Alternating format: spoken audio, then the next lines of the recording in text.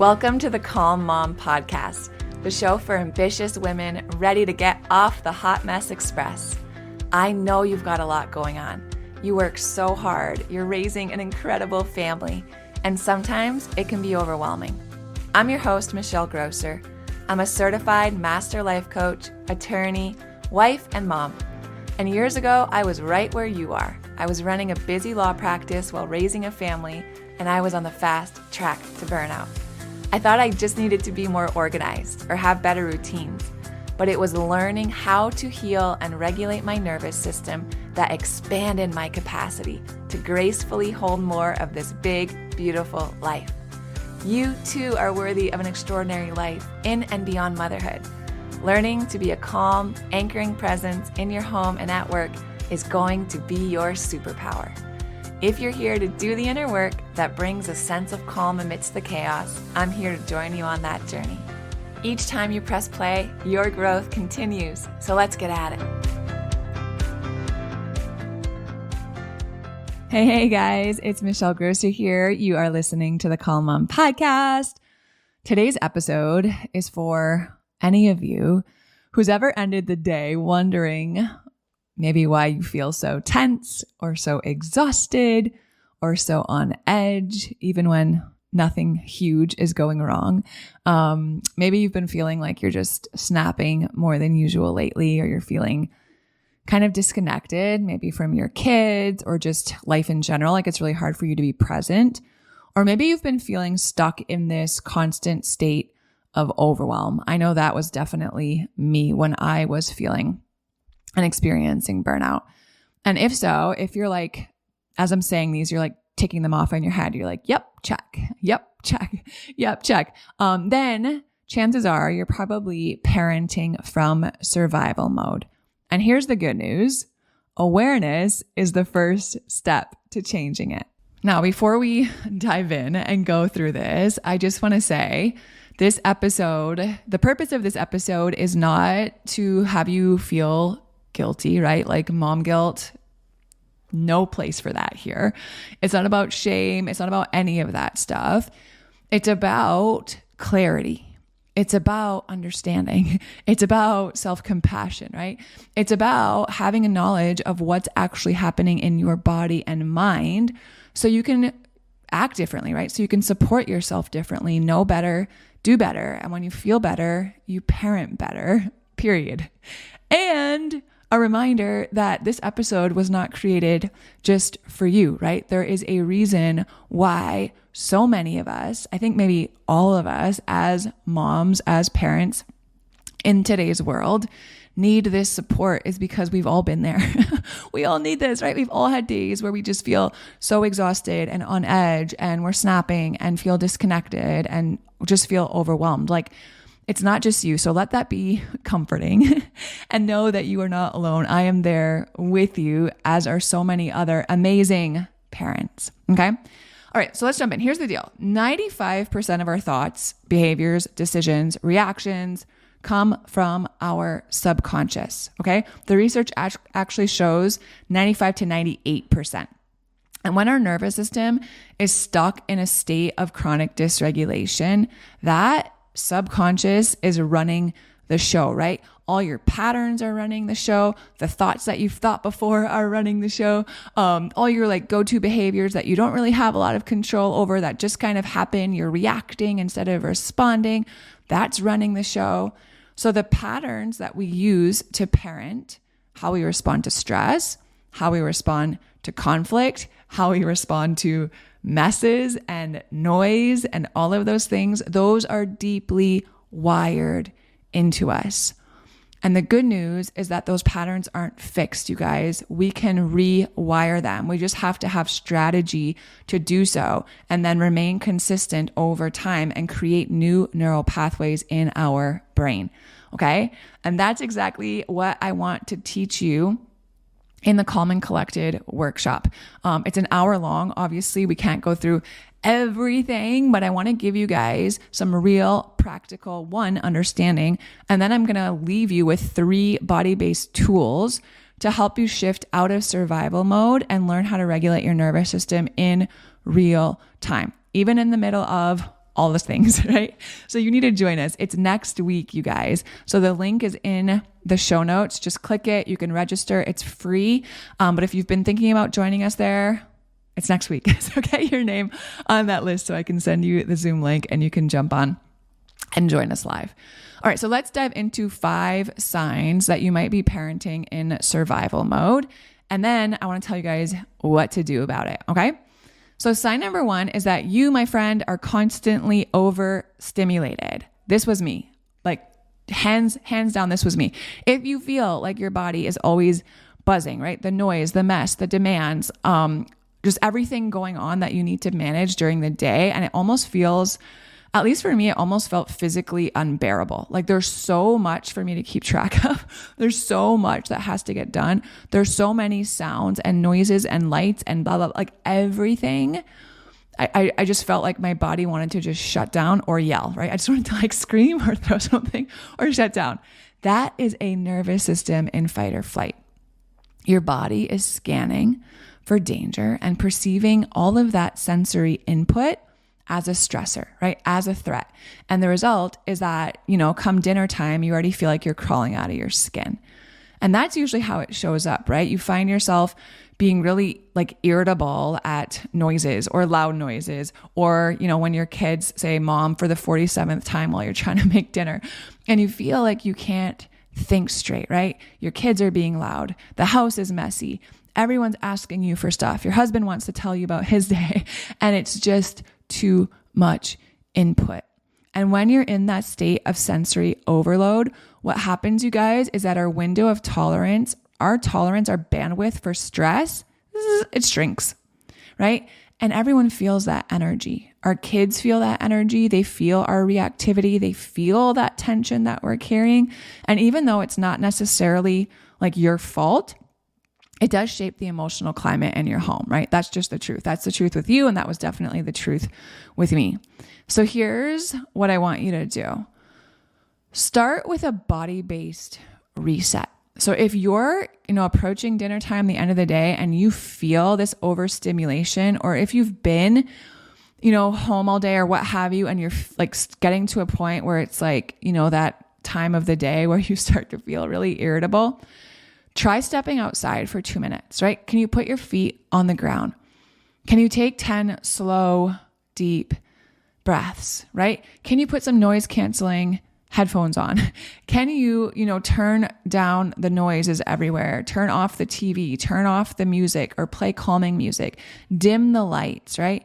This helps signal to your nervous system that you are safe.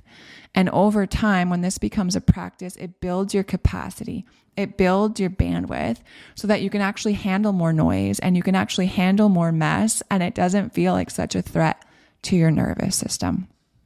Okay, so that's sign number 1, that you feel really overstimulated. Sign number 2 that you're parenting in fight or flight is that you feel like everything is urgent. And this was me too. You feel like everything is urgent. Everything's an emergency. Everything has to get done today. You wake up in the morning, you're already rushing. You already feel behind and overwhelmed. There's just not enough time for everything you've got to do, right? That is a nervous system stuck in a sympathetic stress response. Your body is being flooded with stress hormones, flooded with cortisol. Your mind is racing to keep up, right? And you get irritated over small things, struggle to slow down, and you feel like you can't rest until everything's done, right? Maybe you felt that way before. It's like, I can't relax until the house is clean. I can't watch TV until the kitchen and everything's cleaned up from dinner. I can't, relax until the laundry is put away. You can't rest until every box is checked, and it feels like that never happens. And that constant urgency, my friend, it creates a domino effect of stress. And it's really hard to connect with the people you love. It's hard to connect with our kids. It's hard to connect with our partner when our brain is always, a few steps ahead. And it's even harder to feel joy or feel peace because our body is just locked in, right? We're locked in go mode. So what can you do here? I think I would get really mindful about a breathing practice, because when I find that I wake up with that urgency, or I'm feeling that urgency during the day, the biggest reminder for me is that, all right, Michelle, like what I want to do is I want to sit down and I want to come up with a plan, and I want to organize my day, and I want to take out my planner, and I want to tell everyone to be quiet and leave me alone so I can do all the things that I have to do. And some of that is helpful, but not until I've regulated my nervous system. Because if I even try to plan out my day or come up with a game plan for the week or sit down with my calendar and I'm not regulated, it still feels overwhelming, or it just feels like too much to start, or it's not particularly productive. So when I'm feeling that way, for me, the reminder is get out of your head and into your body. Michelle, get out of your head and into your body. Just a few minutes, right? So sometimes it looks like shaking, and I'll just put a song on and like dance or shake all around my office or my kitchen for a couple minutes. And then I can tackle what it is I need to do or plan. Sometimes it's breathing, right? Can you inhale for 5 counts and exhale for 5 counts, and do that for just 1 minute? And notice the shift and just remind yourself, right? Just because something feels urgent, that's a scarcity mindset. That is your body feeling like there's not enough time, there's not enough help, there's too much work, what have you. And it's not true, right? So just start to fact check yourself when that urgency comes up, right? Is this actually true? Does all of this actually have to get done today? Is this a reasonable request of myself to try to get all this stuff done today, right? What can I delete? What can I delegate? What can I defer? But before any of that, get out your head and get into your body, and you will feel so much better. Okay, let's jump into sign number 3. Sign number 3 that you're parenting in fight or flight is that you, my friend, feel guilty when you take care of yourself. So if this resonates, if slowing down feels selfish or unsafe, or you feel guilty about it, it's likely because your nervous system has been wired over decades that productivity equals safety, right?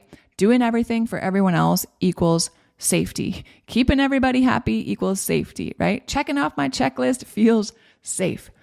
And so many of us, especially us high achievers, we carry the belief subconsciously oftentimes that our worth is tied to how much we can do, right? If we don't get everything done all day, then, today was a waste, right? What's wrong with me? Why can't I manage my time better? And none of that is true.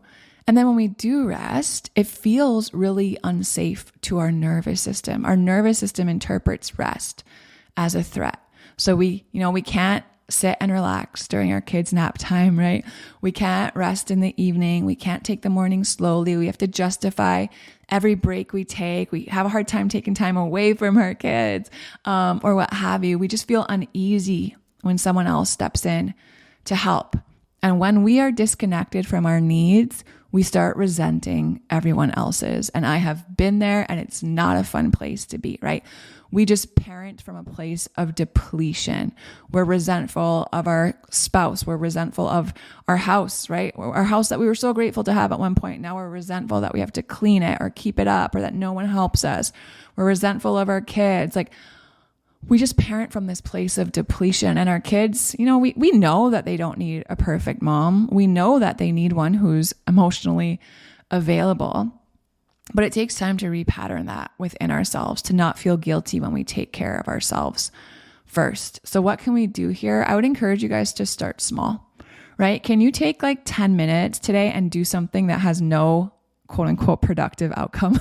Like, can you take 5 minutes today and do something that's not what you would have typically categorized as productive? Like, can you lay down for 10 minutes after dinner and just read a book on the couch, right? Can you like sit on the floor while dinner is cooking and just stretch instead of going to like put the laundry away? Can you, at any point today, maybe during your lunch break, just sit in your chair with your eyes closed and do a short meditation or breathe instead of getting more work done or whatever it is that you usually do to stay productive during your break? Is it going to feel uncomfortable at first? Heck yeah, it is, right? But it's not a sign that you're doing it wrong. It's a sign that you're repatterning, and repatterning is uncomfortable, and that's okay. It's uncomfortable because it's unfamiliar until it becomes familiar. All right, so let's jump into sign number 4. Sign number 4 that you're parenting in fight or flight is that you just feel disconnected, emotionally disconnected, right? When your nervous system is overwhelmed, you guys, it just pulls the plug on connection. That's one of the first things to go.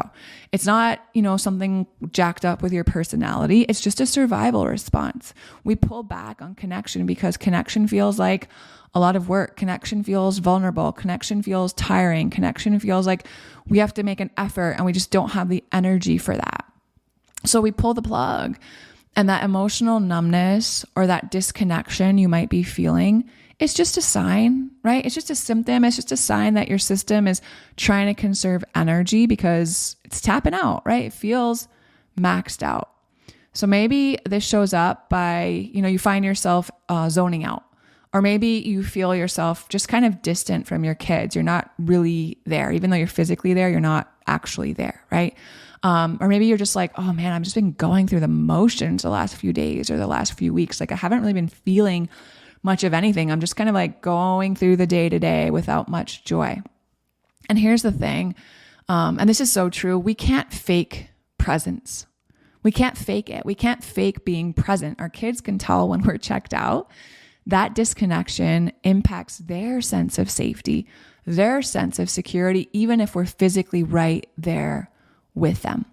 So again, this is a signal to me, and it should be a signal to you to get out of your head and into your body when you're noticing that you're feeling emotionally disconnected and really struggling to be present. What's a good way to do that? Bilateral stimulation. Come back into your body. So you can try butterfly tapping. Literally just cross your arms, like cross your hands over your chest, kind of like if you were going to give yourself a hug, and then just gently tap your hands left and right, kind of right on your collarbone, right below your shoulders. So your arms are crossed in front of your chest and you're just gently tapping your hands back and forth, left and right, left and right. And can you do that for 2 or 3 minutes? What it does, that bilateral stimulation, is it helps integrate your left and your right brain, and it brings you back to center. It brings you back into your body. And these are the kinds of practices, these are the kinds of tools that I'm going to teach you live inside of the Calm and Collected workshop. So we're going to do them together. I'm going to give you some up-regulating ones, some down-regulating ones, show you how to do them. You're going to try them and then take them with you. So again, if you haven't registered for that free workshop yet next week, go ahead and register today so you can save your spot before it fills up. And then finally, number 5, the last sign we're going to talk about today that you might be parenting in fight or flight is that you dread transitions. You just dread that transition time. Maybe it's the transition in the morning from everyone at home to everyone going to school and going to work. Maybe it's the transition in the middle of the day at school pickup, or maybe it's the transition at the end of the day when you're coming home from work and you've got to make dinner, or maybe it's a bedtime transition. That's a big one. At least that was a huge one for me. And it's a huge one for a lot of the women that I work with. Those transitions send our nervous system into overdrive. If you can relate, you're not alone. Why? Because transitions require energy, right? They just do. They require energy. They're a shift. We don't like shift. We don't like changes. It takes time for us to adjust. It takes time for our kids to adjust. We're tired at the end of the day. When our tank is empty, even the smallest shifts feel overwhelming for us and for our kids, right? So maybe you notice that you feel extra snappy in that after school rush when you're trying to get everyone a snack and start their homework, and they're tired and you're tired and you still got to make dinner and all the things, right? Or maybe you get super irritated when bedtime drags out, they've come to ask their 47th question, or they still need a snack, or they need to pee, or they're tired, or they need something to drink, or what have you, right? You get irritated at bedtime. Or maybe you get anxious about, the next thing, what's coming next, what's going to happen next before the current part of the day you're in is even over. And the truth is that these types of transitions, there's no way around them, right? They're a part of our life. And if they constantly feel like stressors, you're going to spend most of your day in a reactive state, driven by the dysregulation of your nervous system. So I think there's a few things that we can do here, but one thing that's been helpful for me is to just create calming rituals around transitions. Like when it's time for me to start prepping dinner, if I know that I'm feeling like irritable and it's been a day, I would rather tell the kids to just go watch TV, and I light myself a candle, right? And make myself a mug of tea and put on some music that I want to listen to so I can make dinner in peace, right? Or maybe I have a certain type of music playing in the car. So when I pick the kids up after the carpool lane, right, after the whole day, it's already kind of like Zen in my car, or I'm playing worship music, right? Letting my body know and signaling to them like, hey, we got this. This is a safe shift. And the thing is that when we do this over time, when we have whatever that little ritual might look like for you around the transitions, it becomes routine, and then it becomes predictable, and predictability soothes our nervous system, you guys. You want your body to like zen out at these really amped up times during the day. Can you create a ritual that feels reliable and predictable to your nervous system? Because that in and of itself will bring a sense of calmness. Okay, so those are the 5. Parenting in survival mode. I mean, there's just a part of that I think is inevitable, because parenting just brings a lot with it, right? Whether you are working outside of the house, inside of the house, you're a stay-at-home parent, you're managing things in your community, like whatever it looks like, it's a lot, right? And if you resonated with some of these or most of these or all of these signs that you're parenting in fight or flight, I just want to remind you that this has like nothing to do with how hard you're trying. It has nothing to do with how much you love your kids. Nothing with any of that. We've all found ourselves here. It's simply a reflection of your nervous system that has been in overdrive for way too long. And there's a way out, right? You can learn how to heal your nervous system. You can learn how to regulate your nervous system, so your nervous system feels safe enough to shift out of survival mode, right? Out of fight or flight and back to that homeostasis, that baseline stress level, that place of regulation where we want to spend most of our time.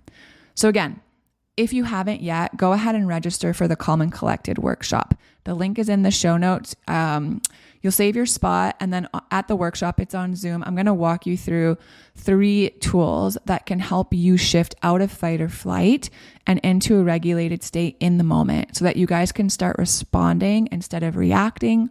You can start connecting instead of controlling, and you can actually enjoy motherhood and your day to day again, because you deserve it, right? You deserve to feel calm. You deserve to feel present. Your kids deserve a mom who feels so good in her body, and we can get you there, okay? So go ahead, click the link in the show notes, save your seat, and until next time, just want to remind you, you guys are doing better than you think, and I love you so much. I'll talk to you soon.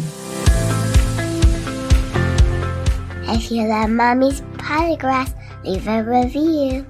If you enjoyed this episode, it would be so awesome if you could take a moment to subscribe and rate the podcast. And if you have just a few more seconds to leave a quick review, they really help to get this podcast out to other moms like you. I read every last review, and trust me, when it's late at night or early in the morning before my kids get up and I'm working on bringing you all of this content, your reviews are what keep me going. Leaving a review is truly the best way you can thank me. And of course, DM me on Instagram. I love to hear from you. Thanks for listening to another episode. Head over to the show notes for this episode and all past episodes at michellegrosser.com, where you'll find free resources and more ways to connect with me. If you love the show, share it with a friend. Thanks again for tuning in. We'll see you next time.